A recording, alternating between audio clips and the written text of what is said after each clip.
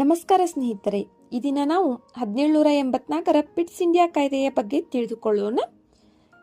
ಇದಕ್ಕೂ ಮೊದಲು ನಾವು 1773ರ ರೆಗ್ಯುಲೇಟಿಂಗ್ ಕಾಯ್ದೆಯ ಬಗ್ಗೆ ತಿಳಿದುಕೊಂಡಿದ್ದೇವೆ. ಆ ವಿಡಿಯೋವನ್ನು ಯಾರು ವೀಕ್ಷಿಸಿಲ್ಲವೋ ಆ ವಿಡಿಯೋದ ಲಿಂಕನ್ನು ಡಿಸ್ಕ್ರಿಪ್ಷನ್ ಬಾಕ್ಸ್ನಲ್ಲಿ ಹಾಕಿರ್ತೀವಿ.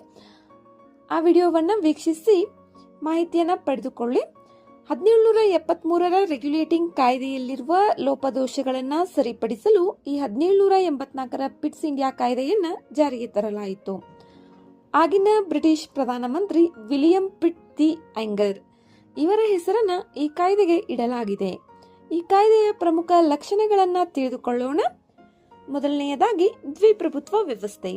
ಕಂಪನಿಯ ಕಾರ್ಯಗಳನ್ನು 2 ಭಾಗಗಳಾಗಿ ವಿಭಜಿಸಲಾಯಿತು. ವಾಣಿಜ್ಯ ವ್ಯವಹಾರಗಳಿಗೆ ನಿರ್ದೇಶಕರ ಮಂಡಳಿ ಮತ್ತು ರಾಜಕೀಯ ಆಡಳಿತ ವ್ಯವಹಾರಗಳಿಗೆ ನಿಯಂತ್ರಣ ಮಂಡಳಿಯನ್ನು ರಚಿಸಲಾಯಿತು.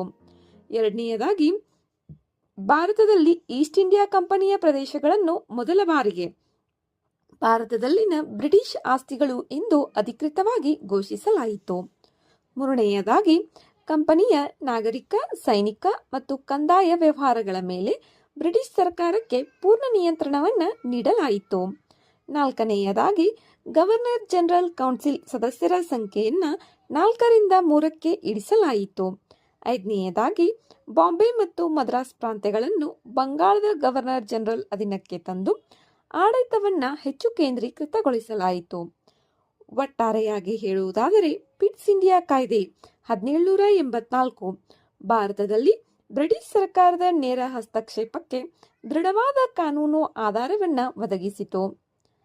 ವಿಡಿಯೋ ಇಷ್ಟವಾದರೆ ಲೈಕ್ ಮಾಡಿ, ಶೇರ್ ಮಾಡಿ, ಸಬ್ಸ್ಕ್ರೈಬ್ ಮಾಡಿ. ಧನ್ಯವಾದಗಳು.